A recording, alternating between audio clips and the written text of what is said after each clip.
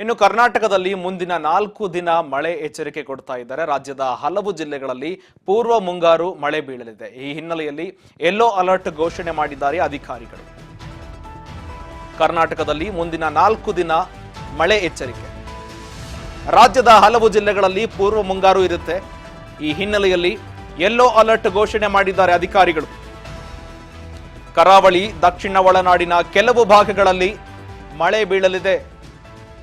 ಈಗಾಗಲೇ ಹಲವು ಜಿಲ್ಲೆಗಳಲ್ಲಿ ಮಳೆಯ ಮುನ್ಸೂಚನೆಯನ್ನ ಕೂಡ ಹವಾಮಾನ ಇಲಾಖೆ ಕೊಟ್ಟಿತ್ತು. ಆ ಹಿನ್ನೆಲೆಯಲ್ಲಿ ಕರಾವಳಿ, ದಕ್ಷಿಣ ಒಳನಾಡಿನ ಕೆಲವು ಭಾಗಗಳಲ್ಲಿ ಮಳೆ ಬೀಳುತ್ತೆ.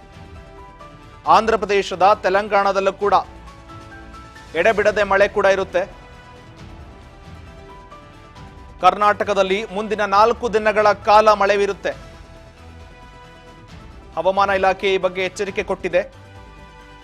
ಕರಾವಳಿ, ದಕ್ಷಿಣ ಒಳನಾಡಿನ ಕೆಲವು ಭಾಗಗಳಲ್ಲಿ ಮಳೆ ಸಾಧ್ಯತೆ.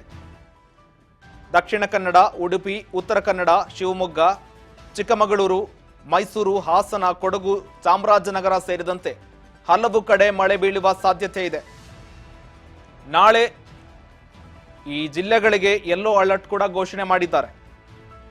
ಏಪ್ರಿಲ್ 3ರಿಂದ ಏಪ್ರಿಲ್ 5ರವರೆಗೆ ಉಷ್ಣತೆ ಇಳಿಕೆಯಾಗುವ ಸಾಧ್ಯತೆ ಕೂಡ ಇರುವಂಥದ್ದು. ಮಾರ್ಚ್ 31ರಿಂದ ಏಪ್ರಿಲ್ 5ರವರೆಗೆ ರಾಜ್ಯದಾದ್ಯಂತ ಭಾರೀ ಮಳೆ ಇರುತ್ತೆ. ಏಪ್ರಿಲ್ ಮೊದಲ ವಾರ ಅಲ್ಲಿಕಲ್ಲು ಸಹಿತ ಭಾರೀ ಮಳೆ ಇರುತ್ತೆ.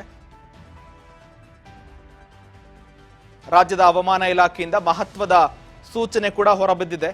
ಏಪ್ರಿಲ್ 3ರಿಂದ ಏಪ್ರಿಲ್ 5ರವರೆಗೆ ಉಷ್ಣಾಂಶ ಕಡಿಮೆ ಇರುತ್ತೆ. ಕರಾವಳಿ, ಒಳನಾಡು ಭಾಗಗಳಲ್ಲಿ ಗಾಳಿ, ಗುಡುಗು, ಅಲ್ಲಿಕಲ್ಲು ಸಹಿತ ಮಳೆ ಇರುತ್ತೆ. ಜೊತೆಗೆ ಏಪ್ರಿಲ್ 3ರಂದು ಕರಾವಳಿ, ಒಳನಾಡಿನ ಜಿಲ್ಲೆಗಳಲ್ಲಿ ಅಲ್ಲಿಕಲ್ಲು ಮಳೆ ಕೂಡ ಸಾಧ್ಯತೆ ಇರುತ್ತೆ. ಏಪ್ರಿಲ್ 3ರಿಂದ 5ರವರೆಗೆ. ಜೊತೆಗೆ ಏಪ್ರಿಲ್ 4ರಿಂದ 5ರಂದು ಕರಾವಳಿ ಜಿಲ್ಲೆಗಳಲ್ಲಿ ವ್ಯಾಪಕ ಮಳೆ ಸಂಭವವಿದೆ.